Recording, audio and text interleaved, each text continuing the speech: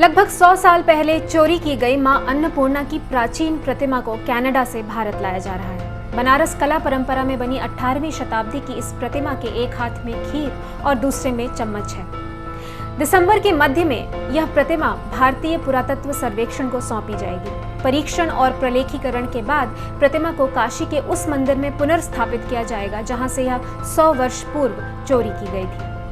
नमस्ते, आप देख रहे हैं न्यू इंडिया जंक्शन। मैं हूं निवेदिता तिवारी। जैसा कि प्रधानमंत्री श्री नरेंद्र मोदी जी ने भी 29 नवंबर को मन की बात की कड़ी में कहा, मां अन्नपूर्णा का काशी से बहुत ही विशेष संबंध है। अब उनकी प्रतिमा का वापस आना हम सभी के लिए सुखद है।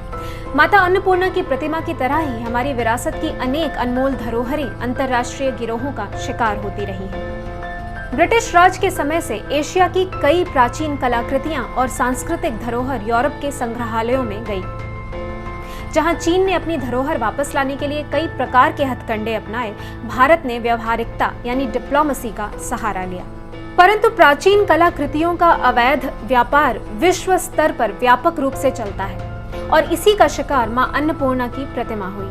लगभग 100 वर्ष पहले इसे काशी के एक मंदिर से चुराया गया। 1936 में नॉर्मन मैकेंजी नामक एक वकील ने इस प्रतिमा की वसीयत कराई और इस प्रतिमा को संग्रहालय में रखा। मैकेंजी 1913 में भारत आया था जब उसकी दृष्टि इस प्रतिमा पर पड़ी। यह प्रतिमा यूनिवर्सिटी ऑफ वर्जीनिया के मैकेंजी आर्ट गैलरी का हिस्सा थी।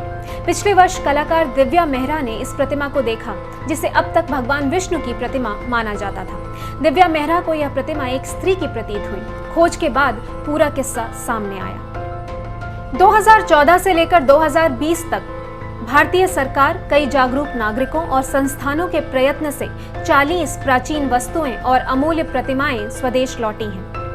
ऑस्ट्रेलिया के पूर्व प्रधानमंत्री टोनी एबट ने चोला नटराज की प्रतिमा, जर्मनी की चांसलर एंजेला मर्केल ने देवी दुर्गा की पत्थर की प्रतिमा जो पुलवामा के एक प्राचीन मंदिर से है, और कनाडा के प्रधानमंत्री जस्टिन ट्रूडो ने कई छोटी अमूल्य प्रतिमाएं भारत को सौंपी हैं। कुछ सप्ताह पूर्व भगवान राम, लक्ष्मण और मां सीता की 13वीं शताब्दी की पीतल की प्रतिमाएं भी यूके द्वारा भारत को सौंपी गई। परंतु समस्या अभी भी बड़ी है। प्राचीन धरोहर को वापस लाने की वैधानिक कार्यवाही लंबी होती है और देश के अंदर भी ऐसे कई लॉबिस्ट्स हैं जो एंटीक्विटीज लॉ को हटाने की पैरवी करते हैं। स्वतंत्रता मिलने के बाद से भारत में संस्थागत रूप से हमारी प्राचीन धरोहर का हनन हुआ है। आवश्यकता है कड़े विधान और जागरूक नागरिकों की जो इस विकृत तंत्र के विरुद्ध खड़े हो सके। भारत से जुड़ी ऐसी अन्य समीक्षाओं के लिए देखते रहिए न्यू इंडिया जंक्शन। नमस्ते।